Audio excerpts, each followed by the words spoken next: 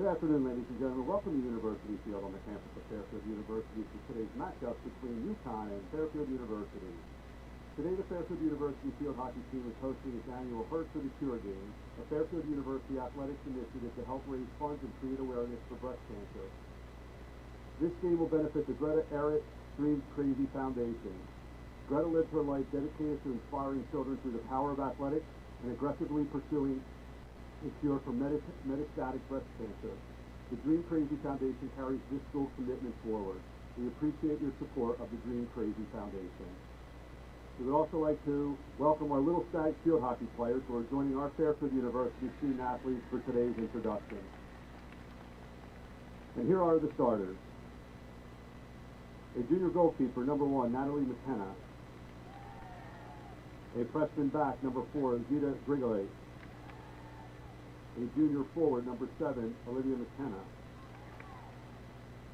A sophomore back, number 10, Keen Hollander. A senior forward, number 12, Julia Bressler. A senior midfielder, number 14, Sol Simone. A junior back, number 17, Maya DiCario. A senior forward, number 23, Juana Garcia. A senior midfielder, number 24, Yazmin Daman.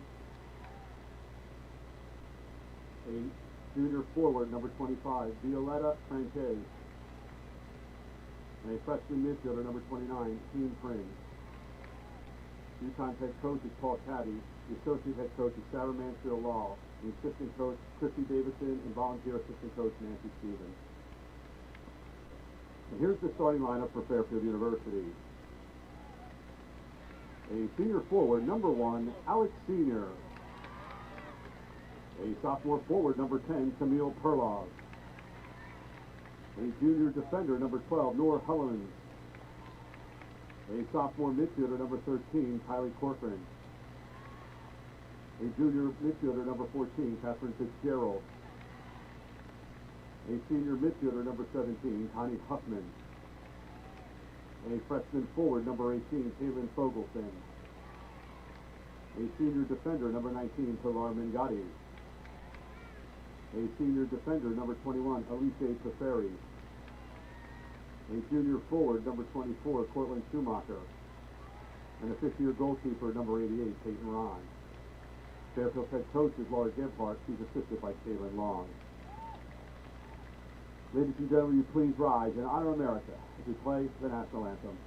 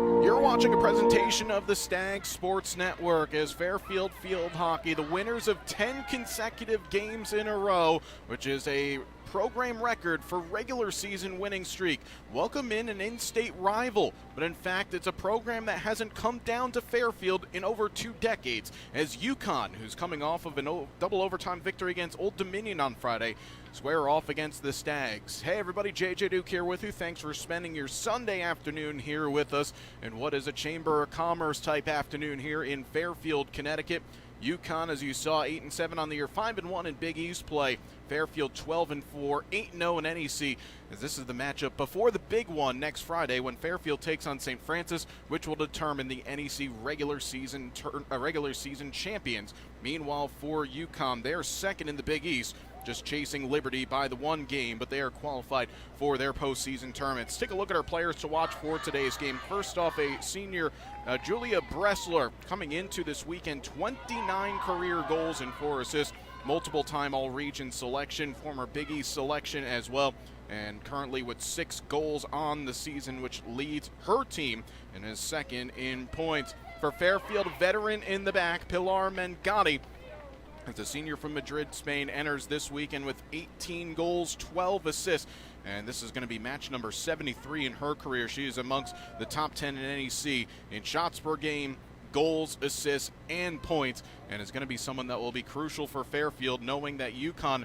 plays tight games. Often enough, it's just a one-goal decider. In fact, going over their last few games, both in the league and non-conference, there's just only the 2-0 win against Georgetown back on the 17th. That is a game that was separated by more than just the one goal. As this UConn team coming into today, pretty much their non-conference schedule is filled with either ranked teams or NCAA tournament teams from last year. Well, this would be one of them, as Fairfield, of course, the winners of the NEC tournament and got to the opening round of the Big Dance from last season. Both of these teams have aspirations to get back there this year. As UConn, of course, and sensational year last year, 17-4 overall. A huge turnaround in terms of wins from year to year, 12 wins, in fact, from the 23 season. This year, they're trying to make a run, get into right form, heading into the postseason, as the same can be said for the Stags. It'll be Fairfield to get us going. They're in the dark jerseys from right to left on your screen, and UConn in the whites. Now looking a little bit like a throwback to some of the older UConn men's and women's basketball teams with the red U in UConn across the front and the bordering on the numbers on the back as well. Give you the starters for both of these teams, as Fairfield possessing on the right side of the field but turn possession over. Peyton Ron in goal today for Fairfield, second in NEC and GAA at 1.42. Numerically in the field, Alex Senior wears 1, Camille Perloff wears 10, Nor Hellemans in the back 12, Kylie Corcoran 13, Catherine Fitzgerald back into the lineup wears 14 after missing last week, and Connie Huffman up to 10 goals on the season, where 17, Kaylin Fogelson, a sensational solo effort against LIU in Fairfield's 5-2 victory on Friday, whereas 18, Mengani, as we mentioned in the back, 19, 21, Alice Peferi, and Cortland Schumacher wears 24, as this goes all the way through into the cage of Natalie McKenna's goal, but because it was taken outside the circle, it'll be back over to the Huskies. Speaking of McKenna getting the start today, wears number 1. Fourth in Big East play, entering this weekend in goals against at 1.4 and a save percentage at 77. The UConn starters numerically in the field, Zita Grigolite wears 4, Olivia McKenna wears 7, Fien Hollander wears 10, 12 Julia Bressler, as we mentioned. Sol Simone wears 14, had the game winner in double overtime against Old Dominion on Friday. Now 16 career goals, 1 point away from 50 in her career. Maya DeCario wears 17. Juana Garcia, 23. Yasmaine Daman wears 24. Violetta Frances, 27. And Peen Prince wears 29. One of a number of first-year players on this UConn roster that gets goal contributions. In fact, for Paul Caddy, who's now in his 6th season as the head coach, but has been with this program now for well over 2 decades. This UConn team has 8 newcomers on the roster. 8 freshmen, I should say, 9 total newcomers, as they replace the 9 that departed after last year's season. Good takeaway by Kaylin Fogelson, and she's got options into the circle.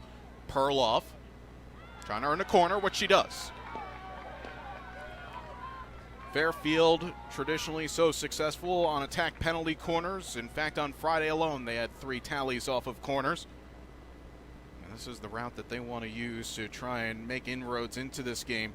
And Fairfield, heavy advantage in shots against LIU on Friday, as the Sharks, who for a couple of weeks now not eligible to make the postseason tournament due to their record.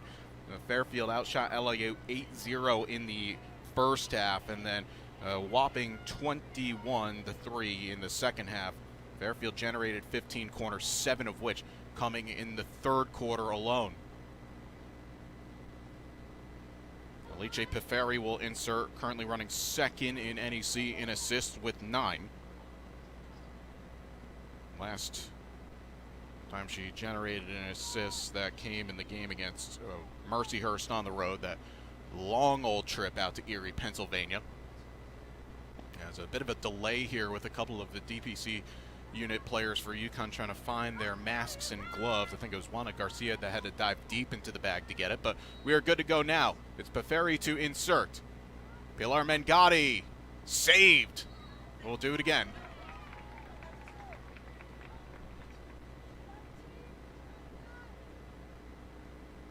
So Pilar Mengatti going centrally on that first effort. Now it's going to come over to this near side of the circle. Got an early save for Natalie McKenna. Mengatti again. That was stopped by the number 17, DeCario. But another corner, third in succession now for Fairfield. A good work by the redshirt junior from Pennsylvania, making herself big as the fly. Fairfield do not have a drag flick in their rotation as they go again to Mengatti. Squares it across. Shot towards goal. Knocked down. Huffman saved. Play the advantage. And it's coming back out. Really good save from McKenna, denying Huffman from close distance.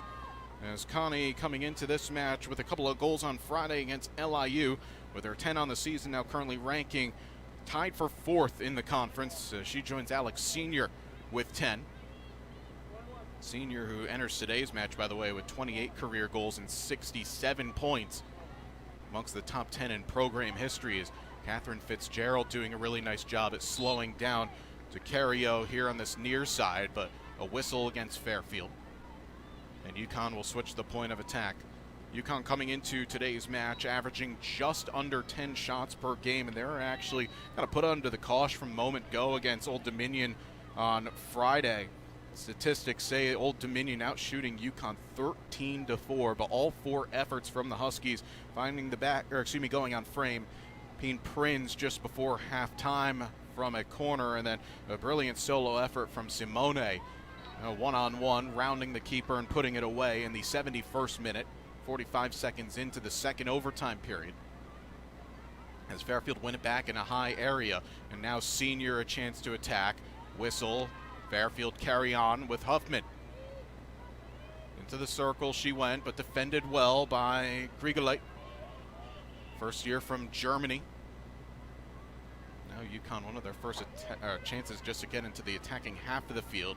Is something that Fairfield have really done a nice job over the course of this season, is just putting pressure on their opponents, high lines of contention, forcing mistakes out of the back and trying to be ruthless and capitalizing, which is why Fairfield are averaging 21.5 shots per game, which is towards the top of the country. The NCAA does not update their statistics from Friday to Sunday, but they were in the top 10 in the country entering this week's worth of games. There's a chance now for Peen Prinz to attack. Freshman from the Netherlands has that knocked off of her stick by Kylie Corcoran. It'll be reset at the 25. There's not a ton of history between these two teams, but UConn have won all 9 meetings. This is the first regular season meeting since September of the 2013 season. That was up in Stores. Prinz into the circle, puts it across. Goal saved by Ron.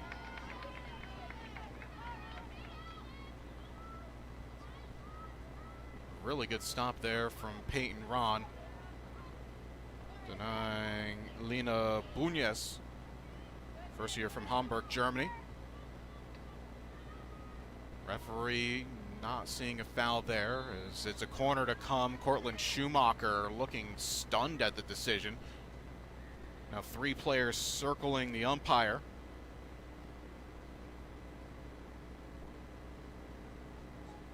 One of those where Fairfield are not going to ask for a referral here 6 minutes in. So after Fairfield generating 3 corners in the first 3 minutes of the game, now UConn with an opportunity here. Huskies 72 corners over the course of the season. First quarter, though, has not been their highest offensive mark. Of their 22 goals scored this season, just 3 have come in the opening 15 minutes. It'll be Simone to insert. Entering this week 5th in Big East in assists per game, as she has 7 total assists on the season.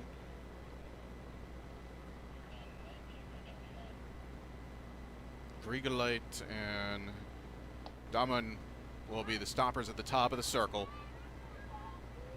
And after Peyton Ron denying Bunyes just a few moments ago, now trying to see if her DPC can come through here. Sweep toward the circle, knocked down by Fitzgerald and cleared away well. Good work by Fairfield defensively. Actually, both times we've seen the fly come out on corners, doing a nice job blocking shots. But a good spell here for the visitors after being hit early with a couple of chances from Fairfield. But now Kaylin Fogelson, the outstanding first year from Norwalk, Connecticut, able to link up with Alex Senior. Whistle on UConn as Senior, good stick work to draw the free hit. Nora Hellman going direct aerial into the circle, but it will come back out. Don't mind that idea, though. Be a little unpredictable. As UConn, heavy line change. In fact, Paul Caddy going 5-on-5 off.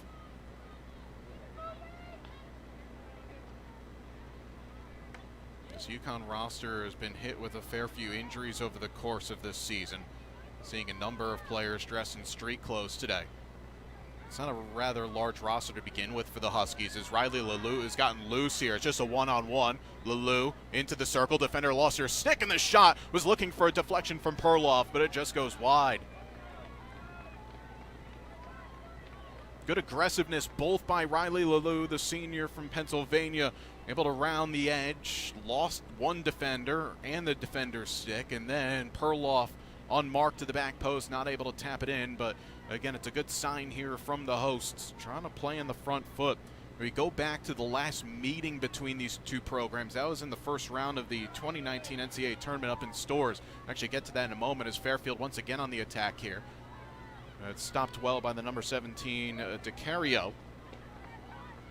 UConn outshot Fairfield 14-2 in that game. Fairfield took a lead in the middle of the third quarter by way of Juliana Kratz from a penalty corner. Svea Bulker scored with just a little over 11 minutes left to go in that game. And then Sophie Hamilton immediately from the start of the overtime scored 50 seconds in. That was a very solid UConn team that season that won the Big East title. But Fairfield gave it their all, but the shot discrepancy obviously was there. Fairfield's then starting goalie Zoe Rosen only just had to make a couple of saves in that game. And in fact, with UConn not having a ton of corners, it very much was just from the run of play. But it's a stark contrast to where that game was then and where we are now. Of course, the one big element is also Fairfield playing on this beautiful new surface here at University Field. That was laid down over the summer, the same surface that was used in the Summer Olympics 2024 Paris. Interception that now a familiar face in NEC field hockey, number 8, that's Olivia Machiavelli, the sophomore from Madrid, who last year played at Rider, NEC Offensive Player of the Year. Puts it into touch. Machiavelli with 15 goals for the Bronx and actually scored against Fairfield in the NEC tournament semifinal. That 2-1 game where all goals were scored inside the first 12 minutes of the contest.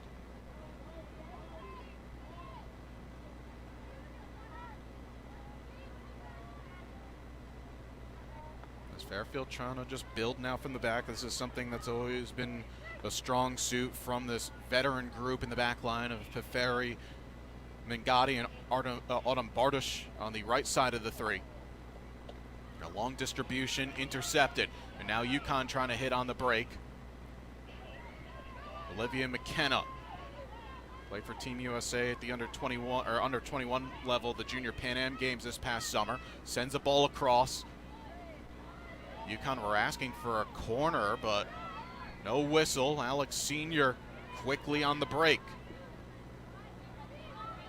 Lalou head up.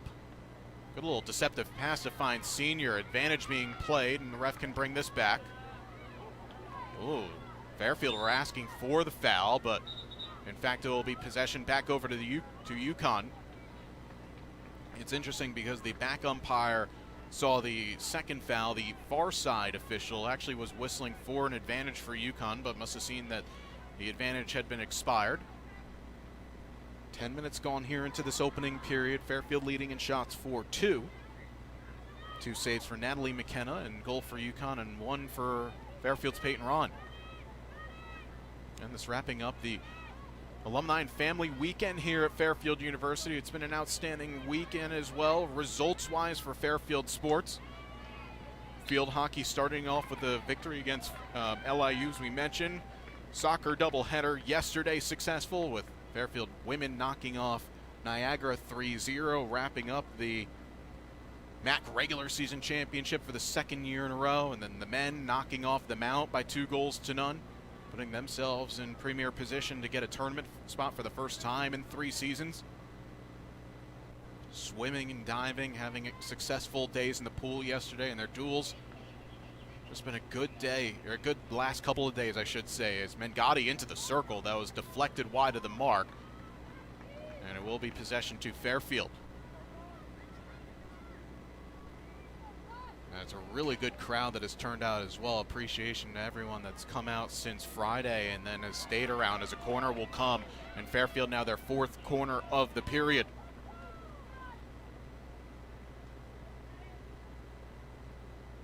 Well, Pilar Mengati has had a couple of good chances from these penalty corners, forcing McKenna to make a few saves.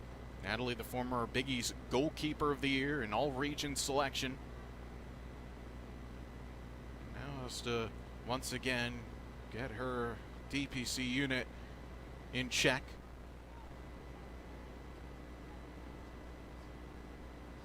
J. Pifarius had a really strong last couple of seasons, now 19 assists between last year and this year combined. Now remember, one of her goals, 3 that she had last year, is in the NEC Championship. Had a stretch last year where points in 5 straight games and a separate 3-gamer. Trying to get Fairfield on the board. It goes short. Mengati sweeps towards goal, and it's in! An absolute rocket from Pilar Mengati. Fairfield take the lead. The referee is going to have a look at this one just to make sure that it maybe hit the board. It was awfully close, or perhaps did it hit the pad of the goalie? We'll never quite know. Actually going to see the replay from behind us here before the officials come up. It was close. This is not a referral. This is an umpire review. But Pilar Mengati, if the goal stands, it will be goal number 9 of the year. As the officials, who are literally and figuratively right behind where we stand here in the broadcast position, just conferring to us that this is an umpire referral, not a team. This is just looking to see the height of the goal. Because again, if you have the drag flick, you can obviously go to all points of the goal, but if you shoot direct without a deflection, it has to hit the base wood.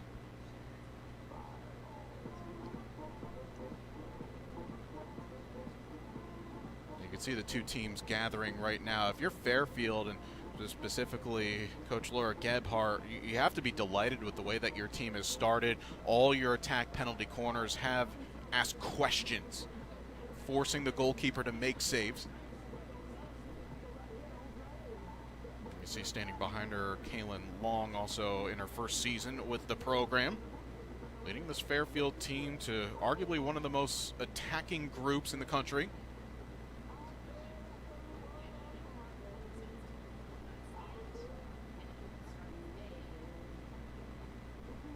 All right, so confirmed after the umpire referral that no goal, deemed the ball too high.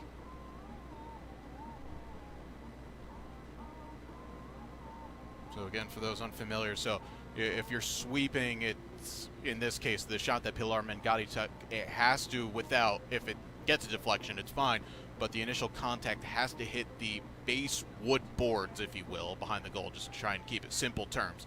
But the umpires are now going to come down to the field and they will make their decision. So no goal. And it will just remain back at 0-0, and it will be possession to UConn coming out. Regardless, I will maintain the same statement from earlier. Fairfield, you got to be happy with the way that you have started this game. Well, now it's interesting because Fairfield are claiming that it's well, they're standing around saying that it's their ball, but this should be UConn possession. Here we go. Now the message has come across. But yeah, good corner execution, just a little bit unlucky that physics, and only physics, keeping that ball just above the wood panels. But you take the strike, you take the attack mentality, and if you're UConn, there's a lot of conversations. You in fact saw Juana Garcia, the senior from Argentina, kind of dictating a lot of the directions, and it's a credit to what the coaching staff allows their seniors to be that extension of a coach on the field. They're the ones that see the game the best, so in terms of how the game goes, you just operate that way.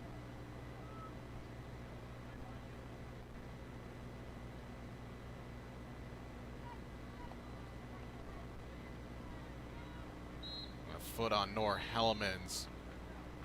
Oh, and they're going to give Hellemans a green card. This will be a 2-minute penalty on the Fairfield number 12. The umpire saying that Hellemans knew that it was off the foot and then played it intentionally as a delay of game. So Fairfield down a player for the next 2 minutes. A real opportunity here for the visitors as Peen Prins into the circle. Good stick by the Stags. And Fairfield will try and cautiously play it out of the corner. Clearance, though, intercepted only by Kate Castelline. A pair of defenders into the corner. Castelline still able to recover. Knocked into the circle, goes all the way through. That was intended for Simone, right inside of the stroke spot.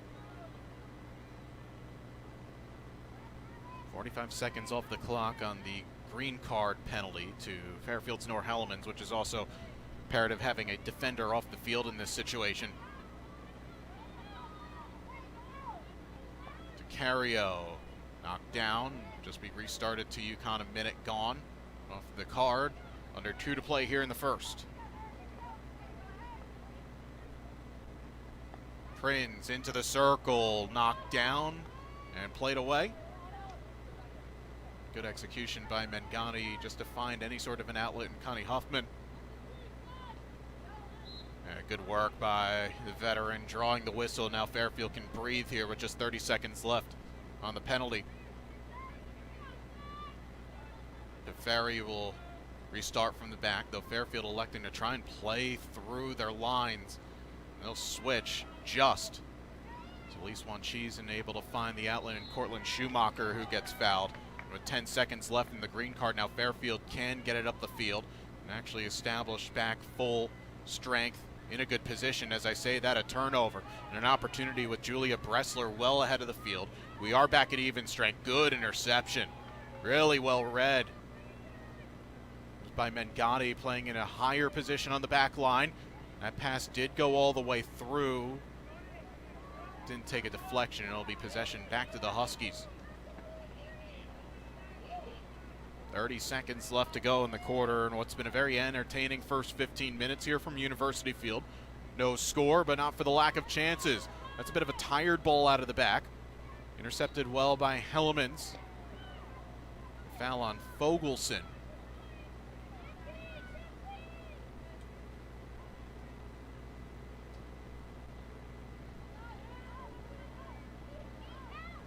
Again, great pressure. Fairfield win it back. Do they have enough time to get it up the field? Pass towards Lalou. But that will do it for the first quarter. Scoreless after 1, but Fairfield certainly proven their worth against one of the most traditionally dominant teams in collegiate field hockey history. We'll be back in just a moment here on the Stag Sports Network.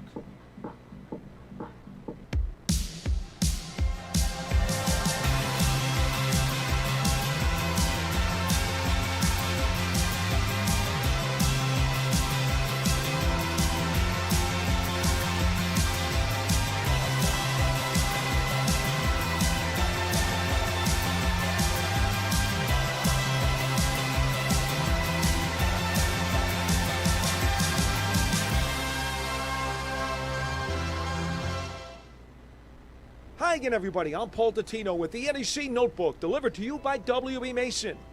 Duquesne running back Ness Davis is the NEC Offensive Player of the Week. He sliced Mercyhurst with 164 yards and a touchdown on 17 carries. It was his third 100-yard game of the season. Teammate Avery Morris is the Defensive Player of the Week. The linebacker anchored a shutout by collecting 9 tackles and returning a fumble 35 yards for a touchdown. Make it a Duke's triple, with kicker Matt Clark grabbing special teams honors. He was perfect on 3 field goals and 4 extra points. Central Connecticut State punter Zach Bonini is the Rookie of the Week. He averaged more than 41 yards on 5 punts, including a career long of 65. Remember, all conference games are streamed live and free on necfrontrow.com, and you can always follow the season on social media at NEC Sports or on the web at necsports.com. Welcome back here to the Stag Sports Network. You see the hats, Dream Crazy. This is part of the Fairfield annual Hurt for the Cure game, which is a Fairfield University athletics initiative to help raise funds and create awareness for breast cancer. But this game specifically is going to benefit the Greta Errett Dream Crazy Foundation. Greta, who lived her life dedicated to inspiring children through the power of athletics and aggressively pursuing a cure for metastatic breast cancer, the Dream Crazy Foundation carries this dual commitment forward, and it's a great job by this program specifically to get the word out. Saw Coach Laura Gebhardt's socials before the game giving a bit more of an explanation about the connections that this program has. I believe one of the Fairfield players, Maggie Dowd, a freshman from Pennsylvania, doing a little behind the scenes as well in the Fairfield social Instagram account specifically, I should say. So make sure to get over there. You can check that out during halftime and try to get involved. JJ Duke here with you from University Field on the campus of Fairfield University. Thanks for spending your Sunday here with us. Scoreless through 1 quarter of play, but again, a lot of chances for both of these teams. In fact, Fairfield outshooting UConn 4-2. They had a goal that was wiped off the board correctly after an umpire referral on a Pilar Mengani, penalty corner goal. But again, as I said, this is a game that is a far cry from the last time that these two teams played, albeit very different circumstances. Only actually a couple of weeks in part in terms of the time of the game calendar, but now as an NCAA tournament first round game, both of these teams were their respective champions of their conferences. But both also have aspirations of replicating the feat this season. Fairfield will be playing St. Francis at home on Friday, which will determine the NEC regular season tournament crown. As the ball played across, a good save by Ron, this time denying Olivia McKenna. Good sliding save from the grad student who, it has to be said, the last couple of games, not many chances on goal, but Ron has missed a few. Today has been standing tall to all of them.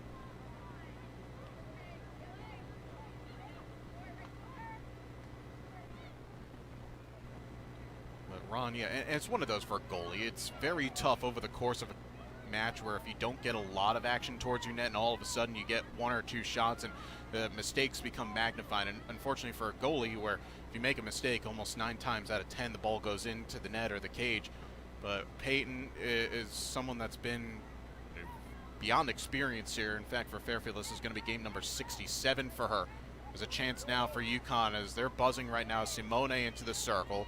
Knocked down well by Mengadi and draws the whistle. Ron around a 74 save percentage, 40 wins in her career, and nearly 240 saves to her name as well. That's one of them for now.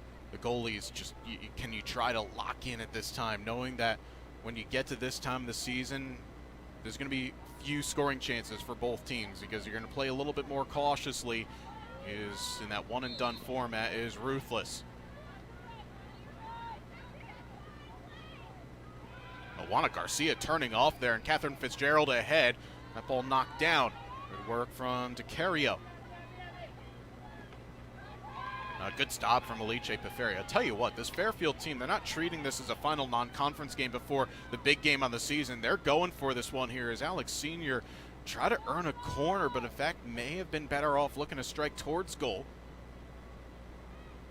I know that was something that Fairfield over the course of the season have really started to work on. Obviously their attack penalty corner has been so good, but you're trying to score from the run of play as well. As Fogelson turns it around, it's just wide.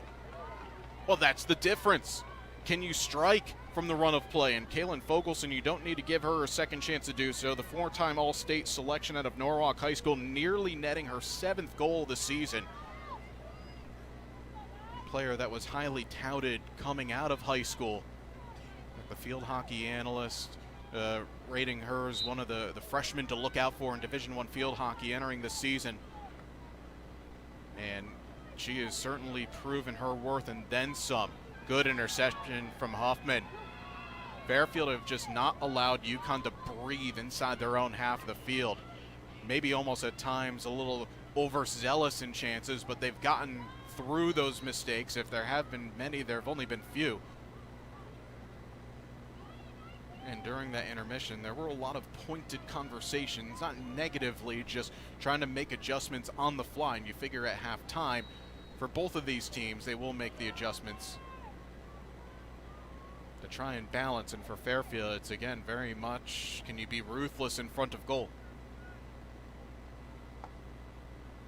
Big ball ahead to Fogelson, who does ever so well to absorb a little bit of contact as well as receive the pass. Almost, if you will, like a target striker in soccer. Often enough has to do the dirty work and just hold on to the ball. Cortland Schumacher, good idea, not linking up with the freshman Elise Wanchisen.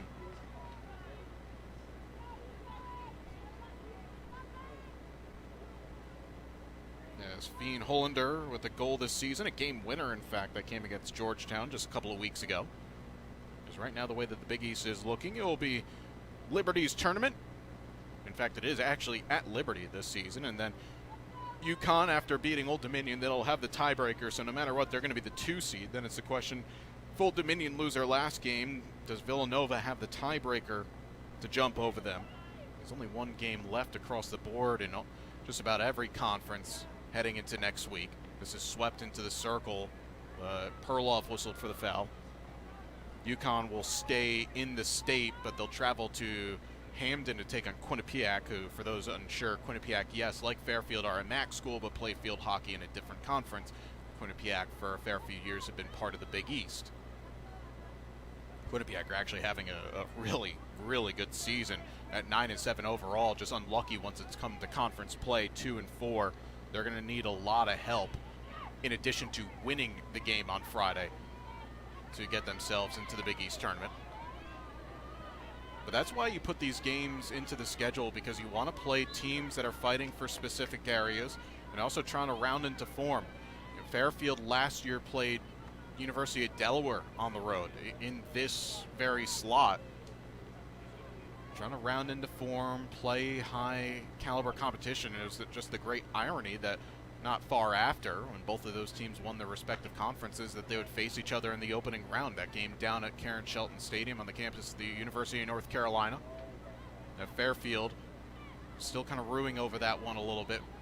Had the lead until the final seconds of the fourth quarter, allowed the equalizer, and then the Blue Hens would win it in the extra frames. This is swept into the circle. Lalou trying to knock it down.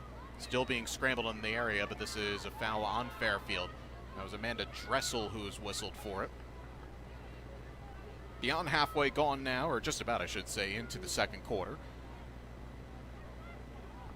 Arguably one of the tightest games that we've seen between these two teams ever in the 9 previous meetings. Across the 9 previous games, UConn are outscoring Fairfield 54-6. Again, this is just the 4th all-time meeting here at Fairfield. Of course, the first on this new surface. First regular season meeting since early September of 2013. A credit to the appreciation and understanding from both of these coaches to get this game on the schedule, because when you have high caliber competition, you should be playing those teams. You don't need to travel a whole long way to do so. Nice work by Catherine Fitzgerald, and she keeps it on. Fitzgerald, who missed last weekend, but back in the lineup, keeps it on. Whistle against UConn. Fitzgerald, just kind of one of those hard-working, glue-type players. Very cliche statement, I know, but she really epitomizes just putting in the effort and the energy. Not always necessarily grabbing the headlines for scoring, but you need to have those types of players within your squad. And yes, folks, when I said cliche statement, I hated myself when I said it, but that's kind of the way that it is. You can't always quite have every player getting big goal-scoring numbers, but with this Fairfield team, you look up and down the roster, there are a lot of players that are registering close to or at double-digit points this year.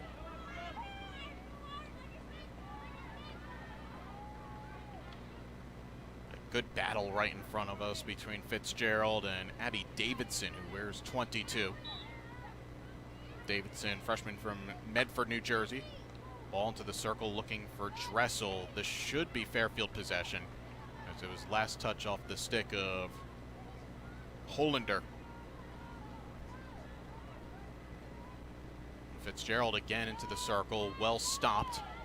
And UConn now trying to break, as again they haven't had many touches of the ball inside the attacking half, but now trying to start a quick transition as Paige Keller wears 6, quickly ahead of the play. But Fairfield again getting numbers behind the ball. A whistle. And Lena Bunez will work it back.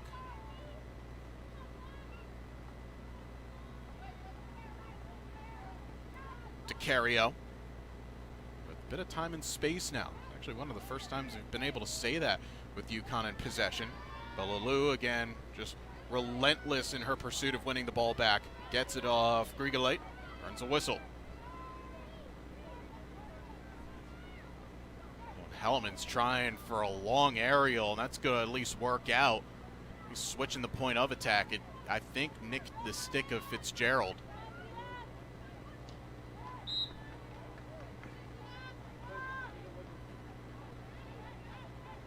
A foul and good sportsmanship by Fitzgerald, making sure that Grigolite is okay. And it'll be Fairfield possession on the aerial.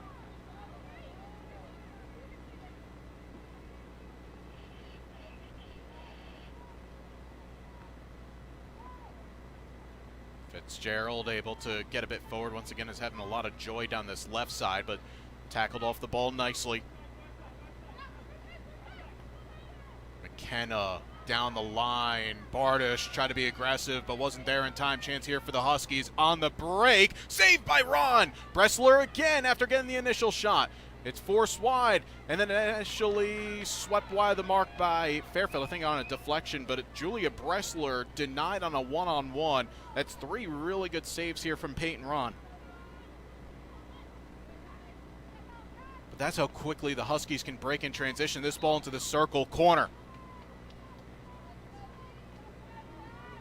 Violetta Franchese, the one that had the shot. Yeah, it was her shot that deflected by a Fairfield defender, and now an opportunity for the visitors on corner number 2 of the match to try and unlock the scoring in this game.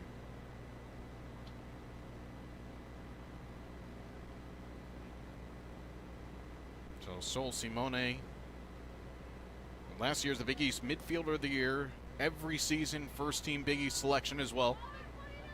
Playing match number 71 in her Huskies career, will insert.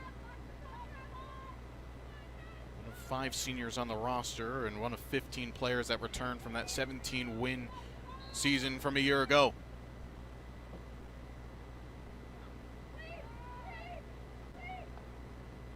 That one scrambled off the line. UConn asking for a referral, but in fact the umpire just going to go to a corner. I wonder perhaps if they're going to be asking for a stroke. And it is going to be a stroke.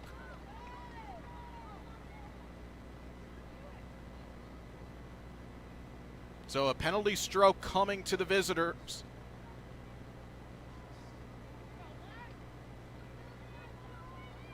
So an opportunity here for UConn to go up.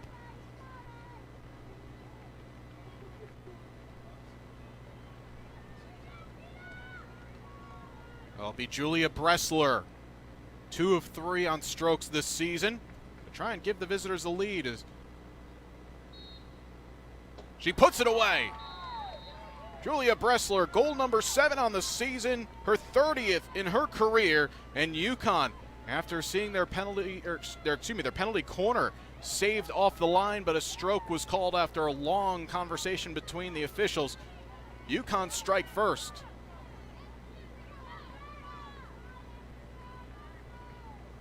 Fairfield have seen 4 strokes called against them. All 4 have been put away.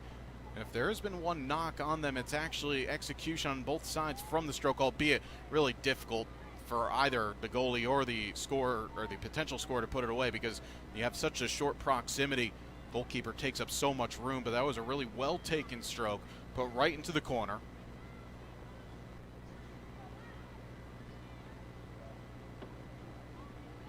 And a UConn perspective for a lot of this half where you've been defending this game, haven't had too many chances to hit on the break or at least have sustained offense. You now have the lead and maybe can start to grow into this game as Olivia McKenna draws another corner.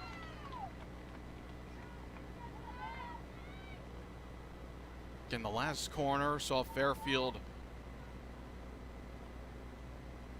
get called for a stroke with a stop on the line.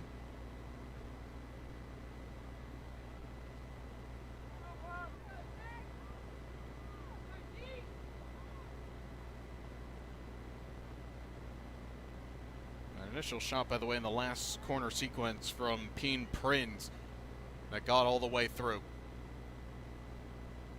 Big moment here in this game now, this corner coming for the visitors, because if you're UConn, again, with the amount of offense that you've absorbed from Fairfield, keeping them off the board, and then if you can double your lead here before halftime, you're feeling really good about where you're standing. Drag flick, scores! Beautiful finish into the corner, and the Huskies do exactly that. They double their lead as Fien Hollander puts it away.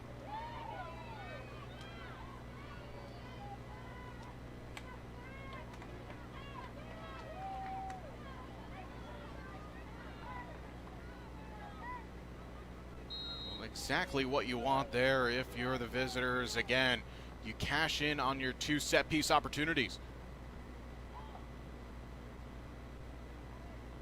Tita Grigolite will get the assist along with Sol Simone. Simone now up to 8 assists on the season. And Hollander now 2 goals on the season, but they're coming over the last couple of games. In fact, 2 in the last 4 played. And this is going to be a test of the mentality for Fairfield right now, is in this 10-game winning streak that they've had, haven't faced too many situations where they've been chasing games.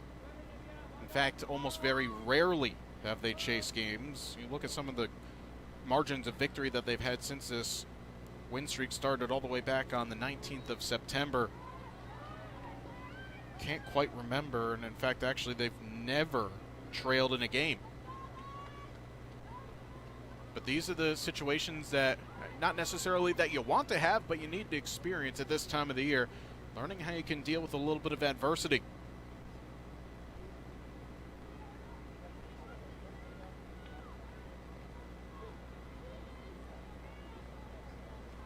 Yes, every game that Fairfield has played during this 10-game winning streak, they have either only been tied or leading. Last time that they had trailed was giving up a goal to Brown early on September the 14th in a 1-0 loss. That Brown team, by the way, one of a handful of Ivies that are currently ranked in the top 20 in the NFHCA poll. Fairfield in their non-conference schedule did play a really heady schedule, including the likes of then 11th ranked Syracuse. This ball sent towards the circle. Ron came out, but it's cleared away by Wanchisen. You also have Brown in there in this UConn game as well. At the time, Hofstra and Vermont were going well. That was in early October. Fairfield were able to find victories as a corner gets called with 25 seconds left here. And now UConn a chance to go up by 3.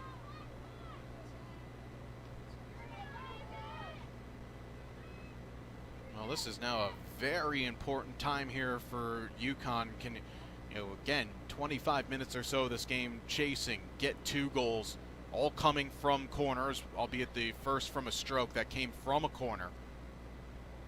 Fairfield defensive penalty corner team that has been really solid in their league, but now they want to keep this game within touching distance. You need to get a stop here. That'll be Simone once again, who has been providing and setting up the damage. And last goal comes from a drag flick from Hollander. Goes short, swept towards Cage, wide of the mark. takes a touch off of a Fairfield stick on the way through, but UConn with 10 seconds left. That ball not getting back into play very quickly. 5 to go. This is just played straight towards the circle, knocked out, and that will do it. But after Fairfield dictating the play in the first 25 or so minutes, UConn with goals, Julia Bressler from the spot, and then with 2.5 minutes to go, Fien Hollander makes it 2-0. We step aside for halftime. Be back in a bit as you're watching a presentation of the Stag Sports Network.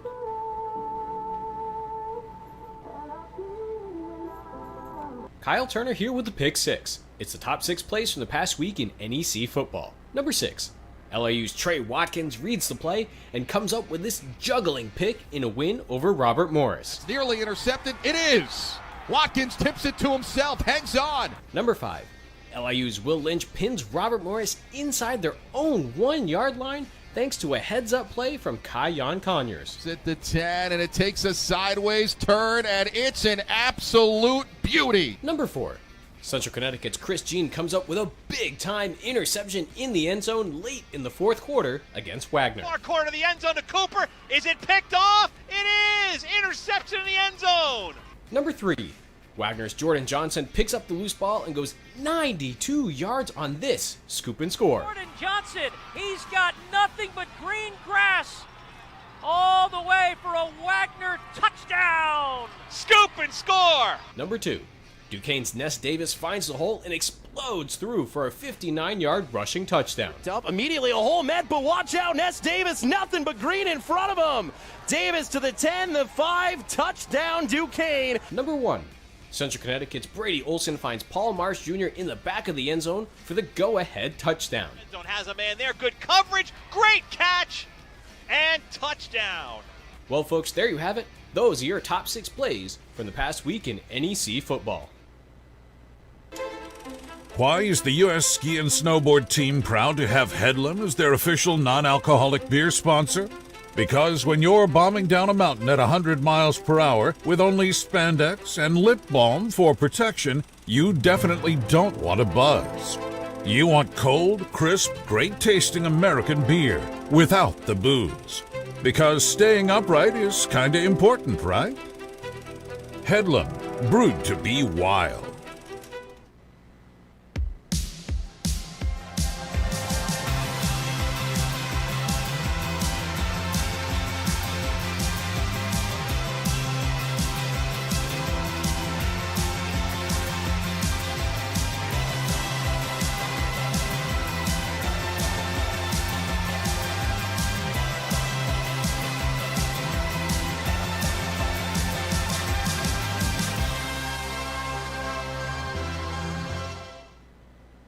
Illicit Brewing Company in Fairfield, Connecticut has everything you need for a night out. Dozens of house-brewed draft beers, guest taps, a full bar, live entertainment, dozens of TVs to catch the game, a speakeasy and game room, brew pub-style food offerings, and more. This commercial isn't long enough to show you everything Illicit has to offer. So, come see it for yourself. Illicit Brewing, 111 Black Rock Turnpike in Fairfield. IllicitBrewing.com.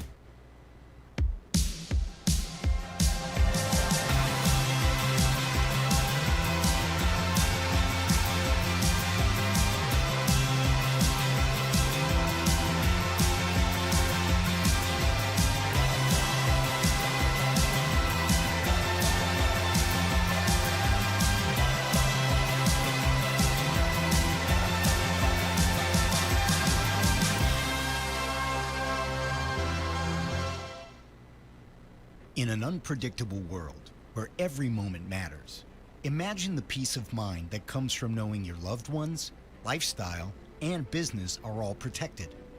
At Meridian Risk Management, we offer tailored solutions, whether for personal, commercial, or benefits insurance. We are here to safeguard what you value most, so you can embrace every adventure ahead. Meridian Risk Management, because your legacy deserves protection. Illicit Brewing Company in Fairfield, Connecticut has everything you need for a night out. Dozens of house-brewed draft beers, guest taps, a full bar, live entertainment, dozens of TVs to catch the game, a speakeasy and game room, brew pub style food offerings, and more. This commercial isn't long enough to show you everything Illicit has to offer. So come see it for yourself. Illicit Brewing, 111 Black Rock Turnpike in Fairfield. IllicitBrewing.com.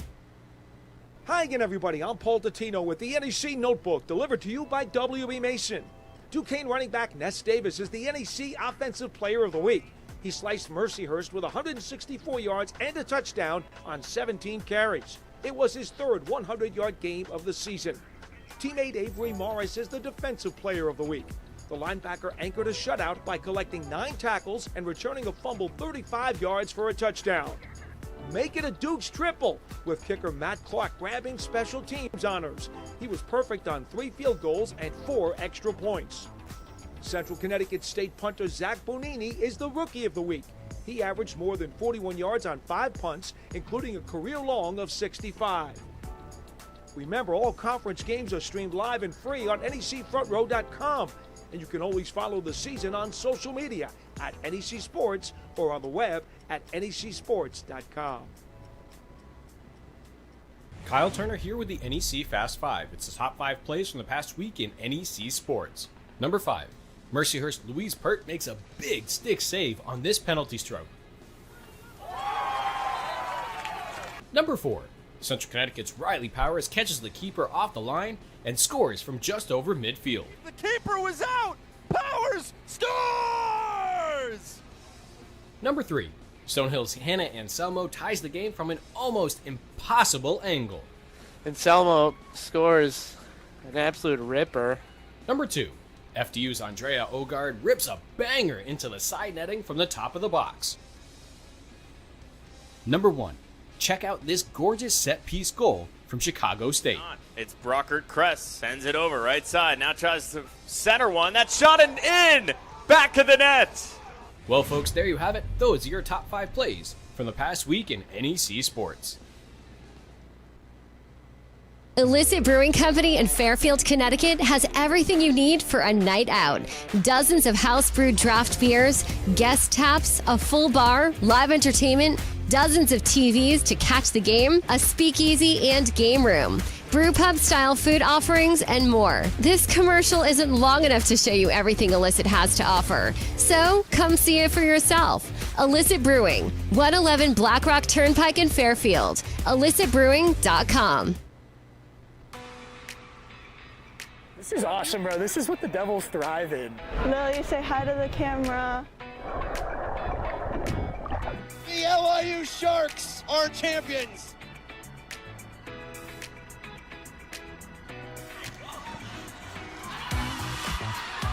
Central Connecticut, they win the NEC.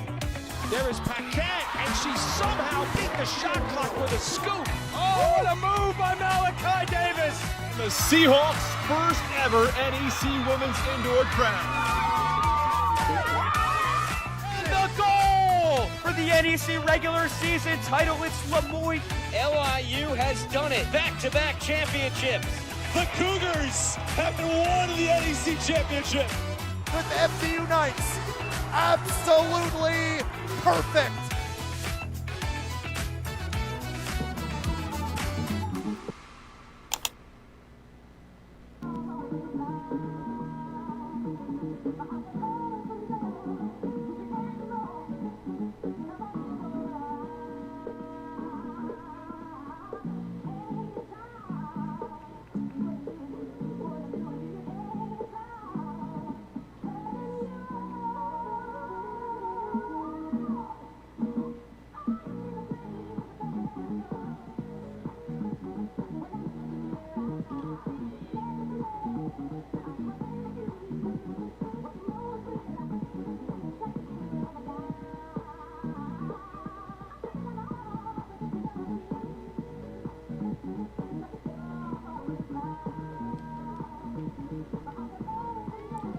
Welcome back here to University Field. 2-0 is your score. UConn getting goals inside the last 5 minutes. Julia Bressler, a penalty stroke goal in the 27th minute, and then less actually than a minute after that, a goal from Fien Hollander on a drag flick giving UConn a 2-goal advantage. Fairfield, they had the heavy shots advantage until UConn strung together all those corners in a row. Now out shooting Fairfield 9-5 in terms of shots on goal. Natalie McKenna in cage for the Huskies, making 2 saves to Peyton Ron's 4. JJ Duke here with you on the Stag Sports Network. For our entire crew, thanks for spending your Sunday here with us. In a score line that probably both teams would look at in very different ways. UConn defensively doing enough to see Fairfield not break them down. Offensively taking the chances that they were given. Not generating a ton from the run of play, but getting those set pieces and as an advantage being played. Actually, this is going to be brought back to being outside the circle. Meanwhile, for Fairfield, just a situation for them where, you know, they played really well. I don't think you could be really all that angry with the way that they performed over the course of that first half, but that's a little bit, you know, the way that sport goes sometimes. I wouldn't even say the levels, because Fairfield have, in fact, probably over the course of the whole of this game have been slightly the better team, especially from the run of play as that ball kicked away by Peyton Ron. Just when you get chances, and this is, again, situations that you're going to get in the postseason. When you get the moments, can you be ruthless and put them away offensively? And then when you're having to defend at times, this is going to come out possession back to Fairfield. When you're defending, can you minimize the major mistakes? And then even more, minimize the minor mistakes to not allow the opponent to generate those corners. As an aerial sent to this near side, Cortland Schumacher does well to take it down. Important few minutes coming here for both of these squads. If you're UConn, you really want to put the foot down, try to get that 3rd goal. As I mentioned, during this 10-game winning streak that Fairfield has been on, which is a program record over the course of a regular season streak. The program record is 12 consecutive. That was set in 2019. That was the year that Fairfield went up to Storrs in the first round of the NCAA tournament, lost in overtime. You know, Fairfield hasn't been met by this situation in a long time in chasing a game. How do they handle themselves? This is very much a different group than that team that took on Brown all the way back on September the 14th. And in fact, 2 days before that, went to Columbia and absolutely played the Lions off the park, but lose 3-1.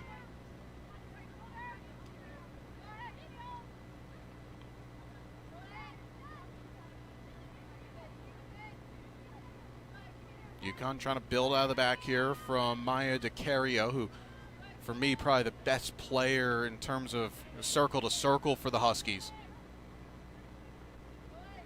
Good pressure from Connie Huffman to win it back for Fairfield, but immediately getting it back is Yasmin Daman.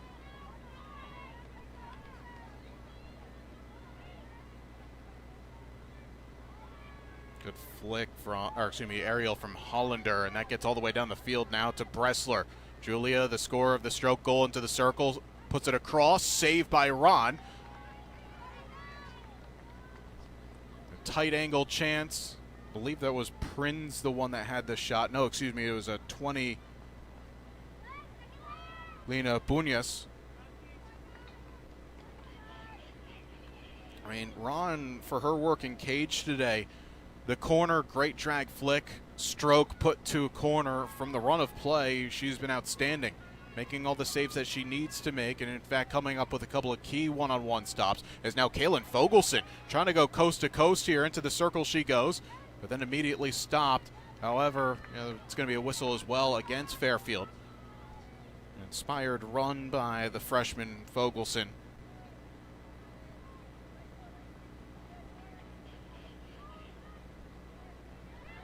Good work by Fitzgerald, pinning that right on the sideline. And it'll be possession to Fairfield.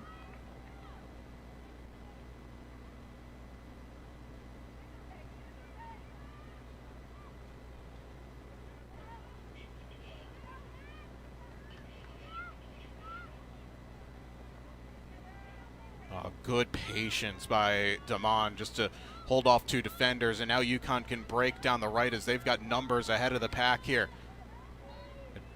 Whistle being brought back. Bressler was impeded outside the circle.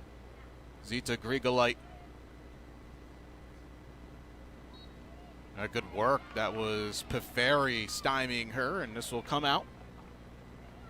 5 minutes gone here in this third quarter. Nora Hellemans playing in match number 45 of her Fairfield career, the junior from the Netherlands. 2 goals, 3 assists this season, including having a helper on Friday against LIU. Good work by senior. Gets it ahead to a wide-open Lalou, just with Kenna in front of her. It's a good save. Rebound still being jousted for.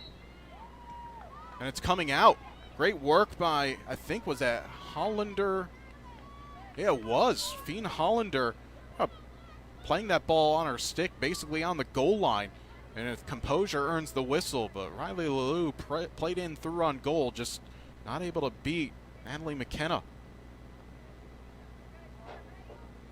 First save that she has had to make in quite some time. In fact, going all the way to the 3 successive corners in a row. Again, Fairfield, that third corner scored on a sweep from Pilar Mengati, but was ruled out because the ball was too high. It had to go to an umpire referral as Huffman gets fouled. Whistle on Sol Simone.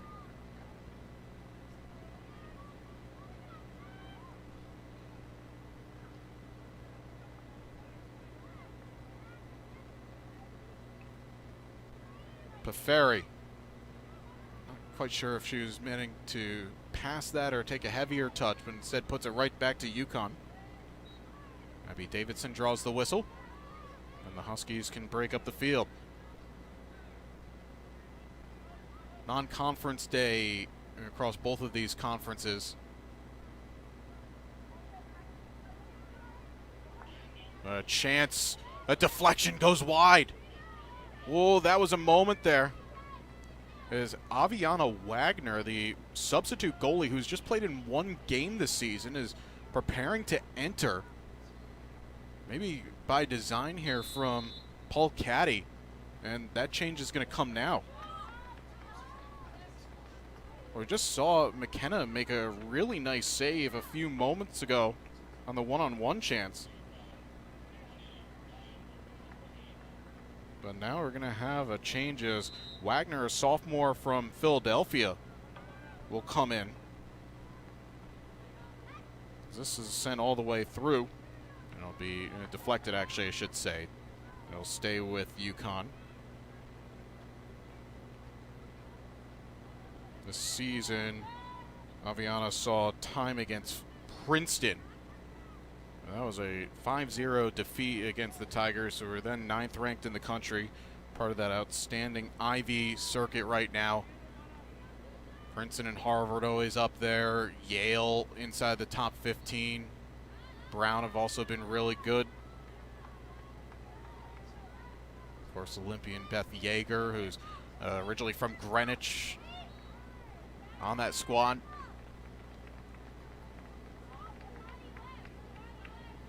I'm looking down below at Natalie McKenna. Seems like she's okay, so this might have been something that was by design. And I always go back to it at this time of the year.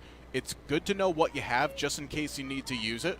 And that by meaning saying playing some of the players that haven't seen a lot of time, especially that could mean reserve goalkeepers. Paige Jackson for Fairfield has seen a few matches this season.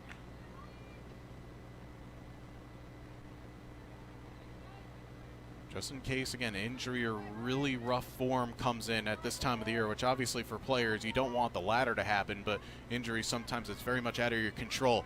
As Mengati puts it ahead to Huffman, puts it towards the circle, knocked down, but a whistle before that. Also, I mean, this is kind of a classic shout, especially in soccer, but you want to shoot and test the goalie early, see what they have. Never easy, of course, for a reserve goalie, or really anybody part of the GK union, because you only get one to play the game. You're going to support each other, you're going to try and compete with each other, but ultimately you just have the one player that goes out there, and you just have to stay ready if your name ever gets called. That's, I think, again, what Paul Caddy is maybe thinking about in this case.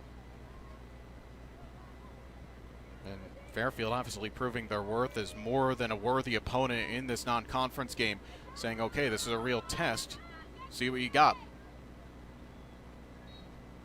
Another whistle on Fairfield. About 5 minutes left to go here in this third quarter. Again, both goals for UConn scored at the back end of the second quarter. Julia Bressler, penalty stroke goal, and then Fien Hollander a minute later. Beautiful drag flick on a corner. UConn out shooting Fairfield 10-6 after Fairfield had 5 of the first 7 shot attempts of this match between the first quarter and very early on the second. Grigolite able to work it to that far right side, intercepted well by Hellemans.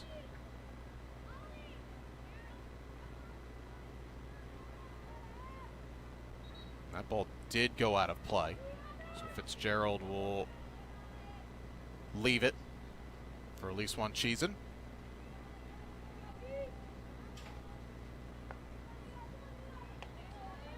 Wanchisen. Great turn from Schumacher, and she still goes. Cortland into the circle on her own, squares it across, and it's cleared away by UConn.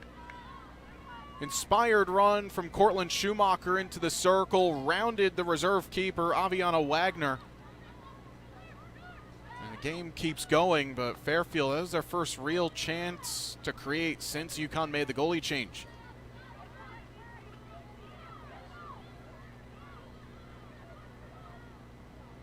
Now ball down the right channel for Violetta Franchese. Keeps it on, has Bressler into the circle. Franchese. In a corner. Pilar Mengatti not happy about that decision, but accepts the explanation from the official. Now a corner to come here, and this is where UConn really made it work in the back end, actually right around at this time in the second quarter. Generated a total of 4 corners in the first half, 3 in the second quarter. Earning the stroke goal by way of a ball stopped on the line by one of the Fairfield defenders' foot, and then getting the drag flick goal. But there are some different players on the field at this time, so it's going to be Hollander who will insert. Sol Simone, who is currently off the field, was the primary insert on the previous corners. So Peen Prince, who scored from a corner last game against Old Dominion at the top of the circle, alongside of Bressler, and Olivia McKenna is the short option. It's Prince, knocked down, turnaround shot, speared wide of the mark. A shot from Juana Garcia was cleared off by a Fairfield defender.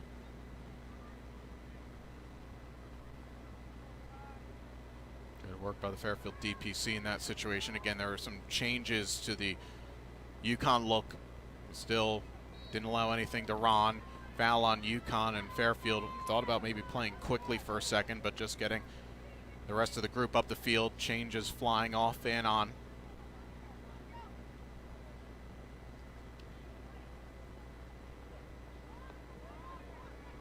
Saw Cortland Schumacher come off the field really disappointed, and she made a brilliant solo run from around the 25 into the circle and created a chance. Nothing to be down about on that. As that pass strong, Fitzgerald not able to get there.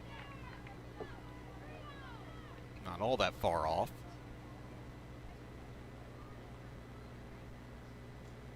Fairfield trying to apply some high counter press. This is what worked out so well in the first half, but you figure with the halftime team talk, that's where the adjustments for UConn could come in. So it hasn't really had as much of an effect here in the second half. Catherine Fitzgerald, though, draws the whistle. And this is the last non-conference game for both of these teams. UConn will travel to Hamden to take on Quinnipiac next Friday. Fairfield will welcome in St. Francis, 3 o'clock start. That will be to decide the number 1 seed in the Northeast Conference Tournament and for the regular season championship, as both the Red Flash and the Stags at 8-0.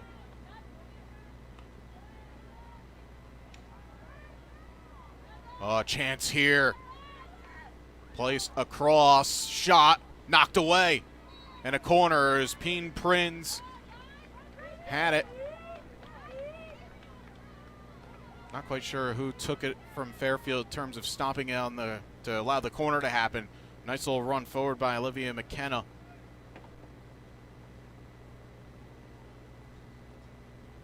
And now UConn with another good opportunity here to add to their advantage. And Sol Simone, who was on the sidelines for the previous attack corner, now has an opportunity to go back to what she does best, insert. Picked up her 8th assist of the season, 18th of her career, and actually now in a half century of points as well, with 50 of them in her career.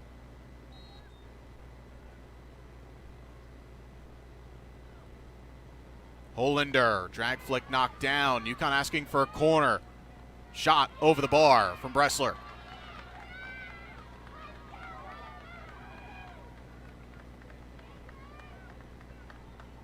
Back-to-back good work from Fairfield on their defensive corner unit.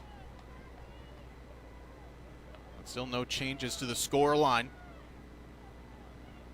Now benefit UConn, or a team that originally just keep games close in general. There's only a handful of games this season that have been separated by more than a goal. A 2-0 loss to Harvard, the aforementioned 5-0 loss to Princeton, and then the 2-0 win at Georgetown. That's it. Good stick by Huffman to turn that around the post. Good tracking back from the senior with under a minute to go now. You can really feel like UConn are starting to turn the screws just a bit tighter. Trying to get that third goal to put it away before Fairfield can get back to the bench and regroup during the periods. Ball off the round part of the stick on Prinz. This will give it back over to the Stags, and have to imagine that they're not going to be in too much of a hurry here to get it back into play. Well, that's dangerous from Mengotti, trying to play through 2 defenders, but it works out.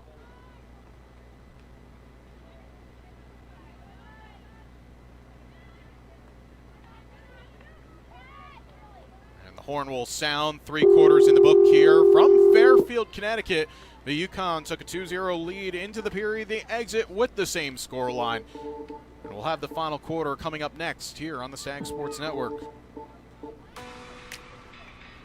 This is awesome, bro. This is what the Devils thrive.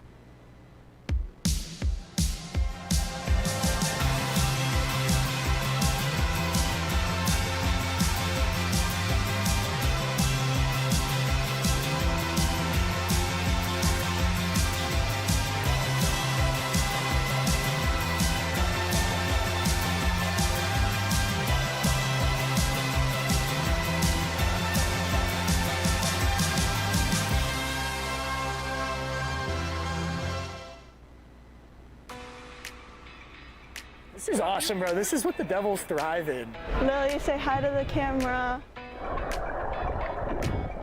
The LIU Sharks are champions.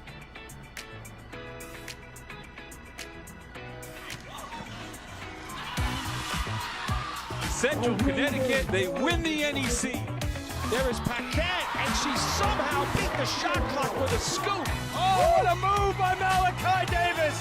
The Seahawks' first ever NEC Women's Indoor Crown.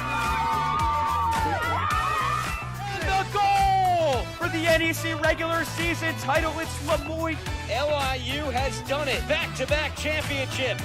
The Cougars have won the NEC championship. With FCU Knights. Absolutely perfect.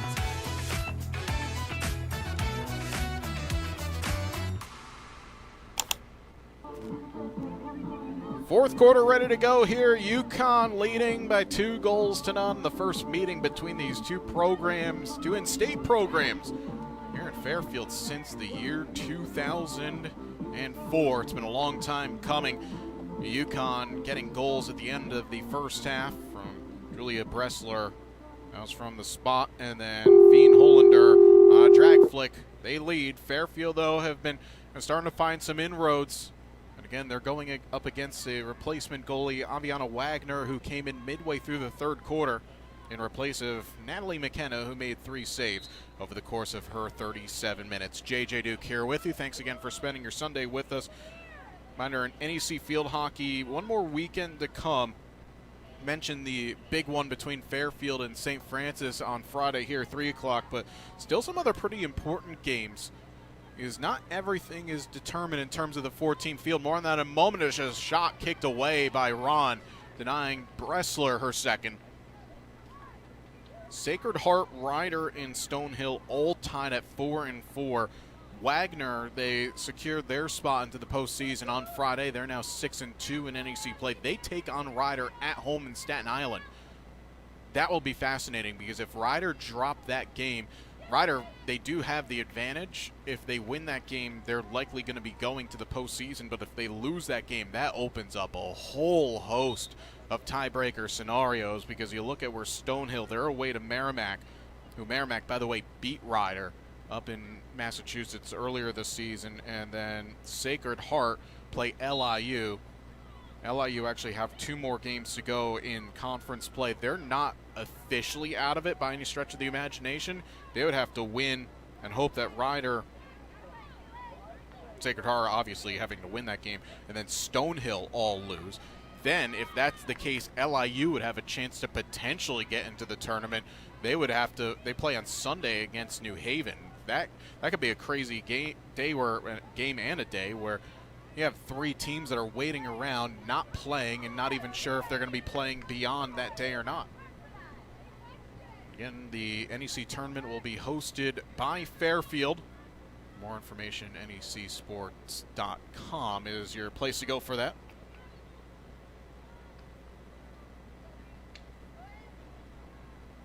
Great opportunity for Fairfield to host postseason hockey. It's been, nearly, a quarter century as the corner gets called, advantage, multiple fouls. Fairfield Field Hockey hosted the NCAA tournament opening round game in 2019, but in terms of postseason field hockey for a conference tournament, as UConn are going to be challenging, or excuse me, asking for a referral, I should say.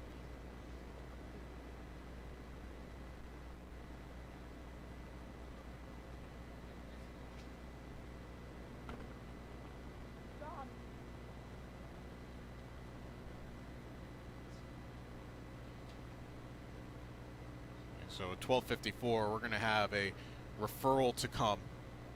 This is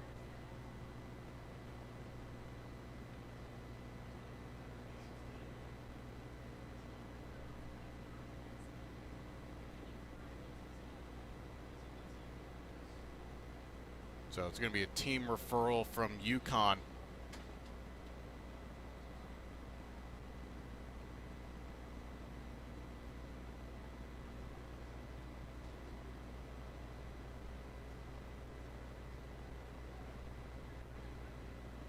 See the Fairfield team right now going over some things if they were to get this corner given to them. Again, they had one wiped off the board earlier in this game after an umpire referral. If the call stands, this is going to be Fairfield's 5th corner of the match.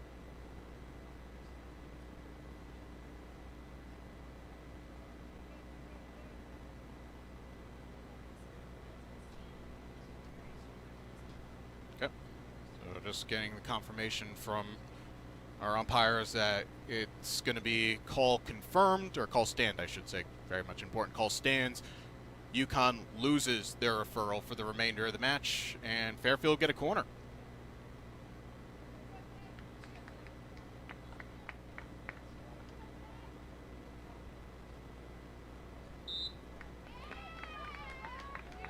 Well, if there's inroads right now for Fairfield to get back into this game, this is most certainly the area where they need to do so.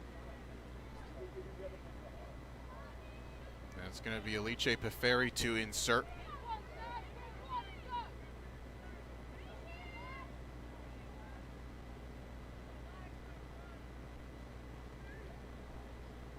So here we go. This is interesting also for Aviana Wagner, who came into the game less than 15 minutes ago, game time. Her first real opportunity in terms of seeing off of a corner. Boy, what a moment this could be right now. Fairfield so dominant over the course of the first 25 minutes of this match. Still chasing that elusive first goal. It'll be Alex Sr. and Connie Hoffman at the top of the circle. It's a long time that the umpire is allowing for UConn to set up. They usually only get a period of about 45 seconds or so.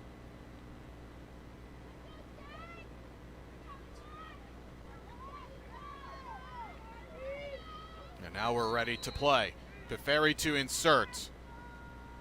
It's reverse Mengati. Knocked down before it got there. Good stand by the defensive penalty unit from UConn. Fairfield, though, still on the attack. Connie Huffman had to be quick there and gets tripped up from Violetta Frances. And a corner. Schumacher gets, well, for lack of a better word, bodied off the ball. That'll be a no-no, and it'll be Fairfield another attack penalty corner.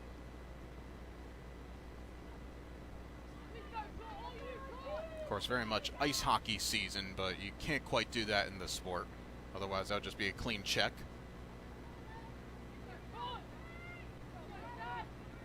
We'll see how Fairfield go about it here. Went for a little bit more of a creative routine off this corner, or off the previous corner. And Fairfield are looking for any sort of a direction from their coaches. Now they get it. Not the greatest insert, still swept on goal, and Fairfield strike! Kaylin Fogelson from the direction of the original shot at the top of the circle from Hellemans, and Fairfield are right back in it. Well, it's pretty much kind of just going on the fly with that from Fairfield because it wasn't a great insert, but hey, sometimes less to be drawn up the better. So Kaylin Fogelson gets the goal. That is her 7th of the season, and Nora Hellemans will get the assist, her 4th. Game back on here at University Field with still a lot of time left to go. And again, the interesting aspect, we have to keep relaying the information when it happened, is that Natalie McKenna pulled in this game. That's the UConn starting goalie about midway through the 3rd quarter. Seemed like that was a designed substitution. But Aviana Wagner, who has only played in 1 match prior to the day, that was in relief duty against Princeton, a 5-0 loss. Now in the process of trying to hold this game where it is. Foul on Fairfield at the edge of the circle. Mona Garcia. Fogelson has been a goal-scoring and point production machine over the course of her first season.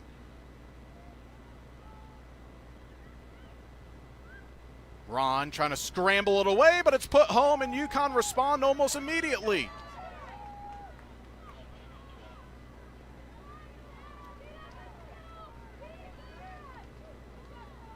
It was just a ball thrown in front. There was a number of bodies that were collapsing right on top of the goalkeeper.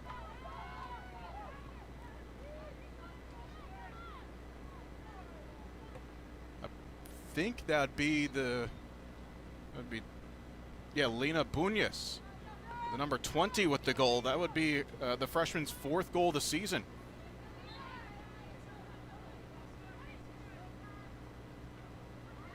And also in the process, Nora Hellemans has come off the field and dealing with an apparent lower body injury from that. Fairfield attacking immediately.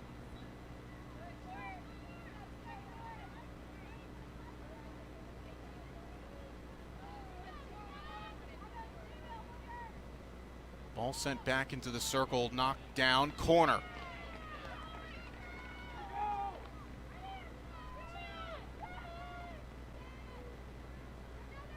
Well, they always say that you're most susceptible to conceding a goal immediately after scoring a goal, and well, that's now happened on the way for Fairfield, and it could very well happen again here for UConn.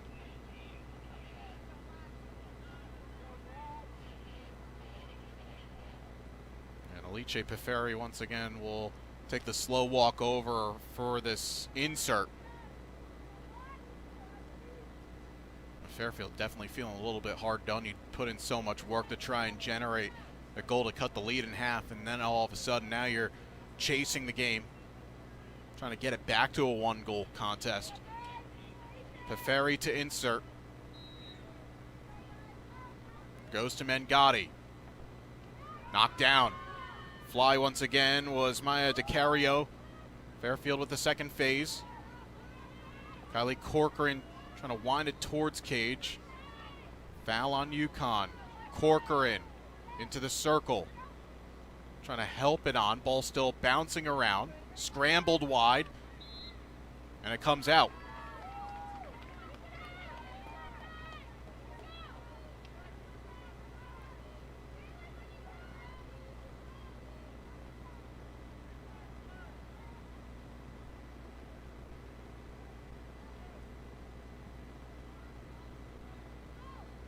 Now, if you're UConn here, back to this 2-goal advantage, you need to be a little bit safer with your passing in terms of just finding connection to connection. You know that Fairfield are going to start pressing a little bit higher as they do right here. Alex Sr. with the takeaway into the circle. Shot knocked down to a good area. Keeper scrambling. Still loose. It's a corner. As it was Fogelson in a good area. And Fogelson couldn't do it enough to lift it towards the goalie, but she generates another corner. 8th corner of the match now for Fairfield.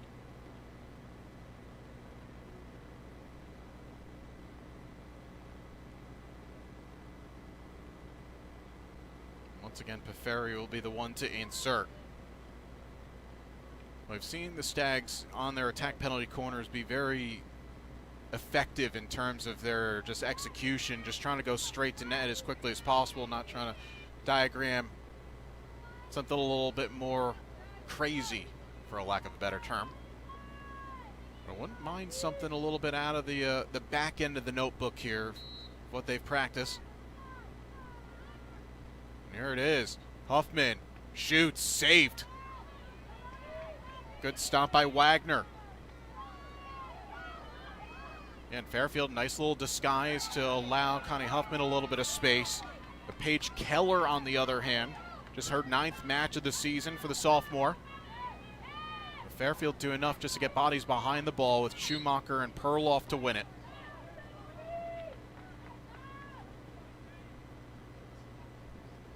UConn now officially outshooting Fairfield 17-10 in this match.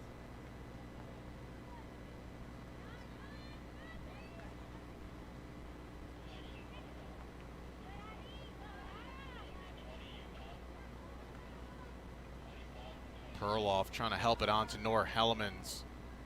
Good recovery from DeCario.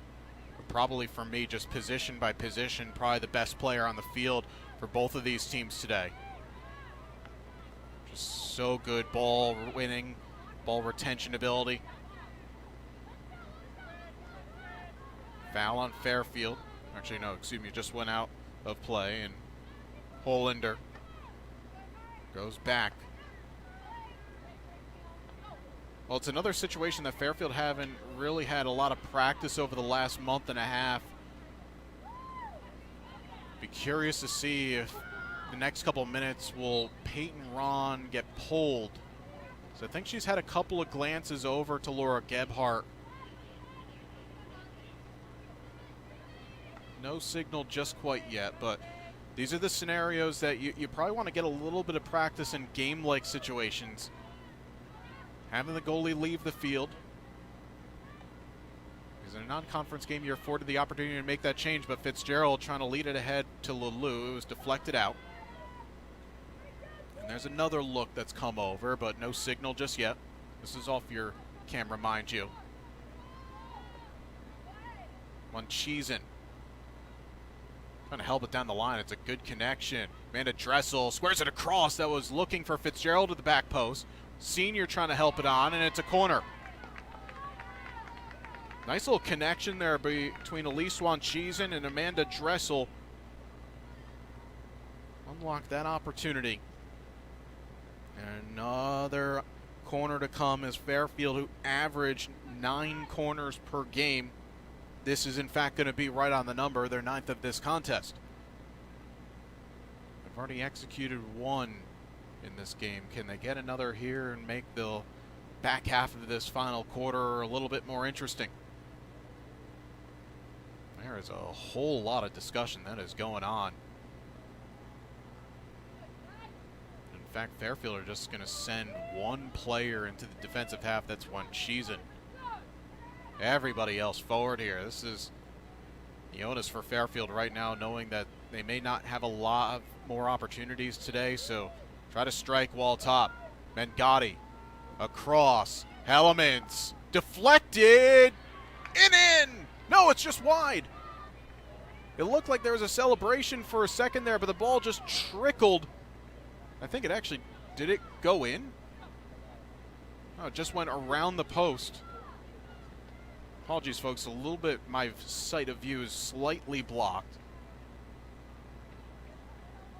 I saw a couple of players' hands go up just for a second. It was a really well-designed corner. The UConn's defensive group doing just enough there to weather it away.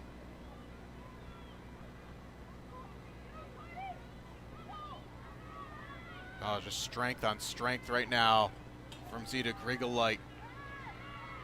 Riley Lalou wins it. The freshman from Germany can't quite believe it, but Fairfield again just continually applying the pressure. Hellemans outside the circle trying to help it forward.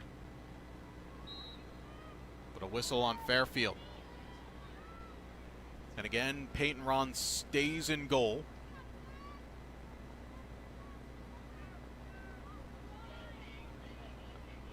The Stags continually pressing up the field, but a nice turn away from pressure by Sol Simone. Simone on a 50, 60-yard gallivant forward. Fairfield defend their area well, but if you're UConn, you're fine with that. Fairfield will just change the point of attack.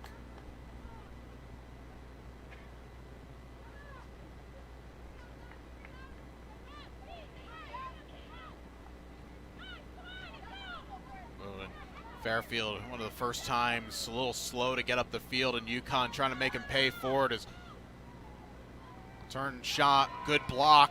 That was from Pifferi.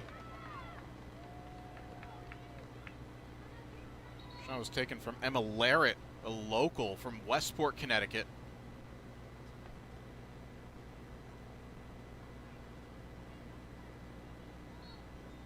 Larrett by way of Staples High School. Well, it's a great deflection into the circle from Frances. Fairfield again able to defend without any further damage. Again, they find that connection down this right side of the field as Dressel actually does well enough there to knock it off of a defender.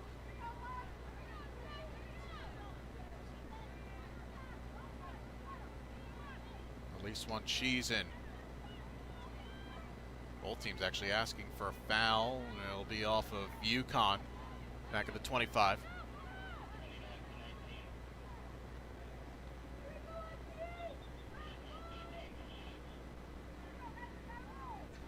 Again, Peyton Ron still in goal for Fairfield. Ball sent towards the circle, but stretching was Lalou, not able to keep it on.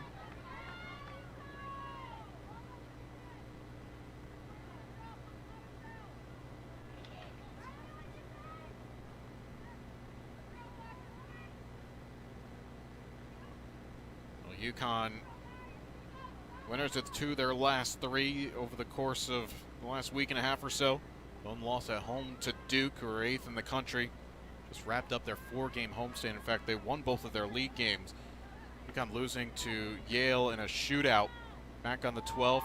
They finish with their 2 on the road. They fly to Liberty and Virginia a couple of weeks from now for the Big East tournament. Trying to generate that positive run of results on the road. As Fitzgerald does ever so well to turn up against Simone and draws the whistle.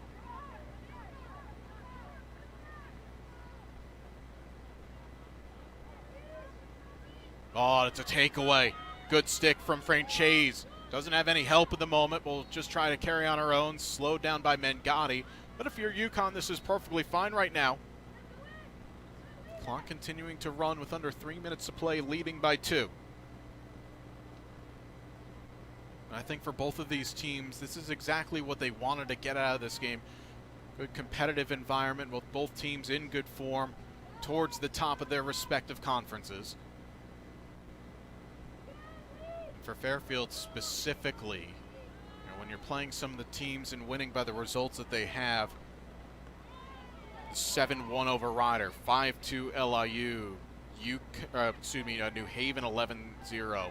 You want to play teams like UConn, who are playing well and at a high level. This UConn team, a top 15 RPI team, just with the strength that they have in Fairfield. I mean, you look at the losses that they've had over the course of the season. They're basically losses against top 20 teams in RPI. Maybe the lone exception would be Lafayette. That was all the way back to match number 1 of the season. Losses to Syracuse, Brown, as I mentioned, Columbia. Their RPI is going to keep going up because of the league that they're playing in. Definitely a lot of motive behind this game for the Fairfield players. Some that still not quite players, but staff members that have ties to that 2019. Actually got a message from Danny Brown, a Fairfield legend who was actually on the field in the last time that Fairfield hosted UConn back in 2004. They wanted this game. They wanted to give it a good account of themselves, and the result with 1:20 left, unlikely to be changed, but you feel like in terms of the quality of play, this is the best game that Fairfield has ever played against UConn. Scoreline might not indicate it quite, but they've done themselves proud. It's a good work by Fitzgerald, and you never know. Again, crazier things have happened as Catherine trying to get to the circle, and she does. Has players ahead of her. Fitzgerald squares it back. It was looking for Hellemans. Yeah, it was. And just kind of starting to see the effects of the 2 games in 3 days come to fruition, though Mengotti's still fighting for it. And it's going to be a card coming. This is going to be on UConn's number 25, Violetta Franchese. Or no, excuse me, that's on Awana Garcia, my apologies. So Fairfield will finish this game up a player. Again, you never know. Just ball to the circle, you see what happens. Foul on Peen Prince. Huffman. It'll be Fairfield back at the 25. Ball has to come back to the right spot, and Corcoran has to walk it over. Mengotti into the circle. It's a great pass to Hoffman, who's left unmarked. She shoots. Saved by Wagner. Second chance. Saved by Wagner. And it's a corner with 1 second left. So this game is going to end on a penalty corner. For those that are unfamiliar with the sport, so with a corner and time expires, the ball will still be alive. The play will still be alive until there is an end result from the sequence, and that would be whether UConn clears it, whether Fairfield scores, or if there's another corner, we just do it again.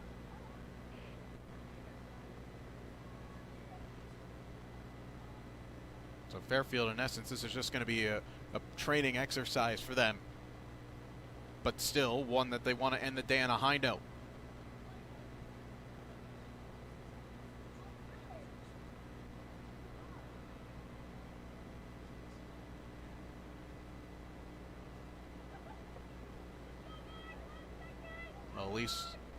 Alice Peferi will insert this. Every Fairfield player attacking. A rather strange occurrence to see all 10 field players surrounding the circle. But here we go. Elise Monchizan is literally the closest player to her own defending cage, and she's inside the 25. Hellemans towards goal. Scrambled, and we'll do it again. So yes, as we're saying, this game will just continue until we have an end result.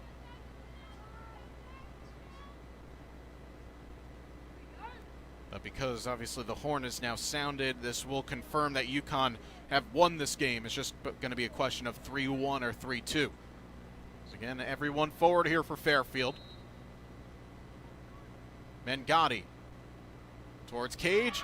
It goes in. Referees are having a conversation. The result stands. Fairfield get the goal, and the game will be over. I think UConn are going to ask for whether this is going to stand just because for purposes of the score line, because it was high. There was looked to have been a deflection. Either way, the result, whether it's 3-1, 3-2, it's going to be final to UConn, who are going to win this game. They're going to improve to 9-7 on the season. Fairfield will drop to 12-5. And I think the way that the officials are going to walk off here, I think game is done. I haven't seen any motion to say that they're going to come upstairs. Either way, the result would have been final in terms of that passage of play, because it would have been a goal or a foul on Fairfield, so the game's over. And I think the way, referees are shaking hands with the coaches, so in rather strange circumstances here, Fairfield just scored a walk-off goal, but the consolation.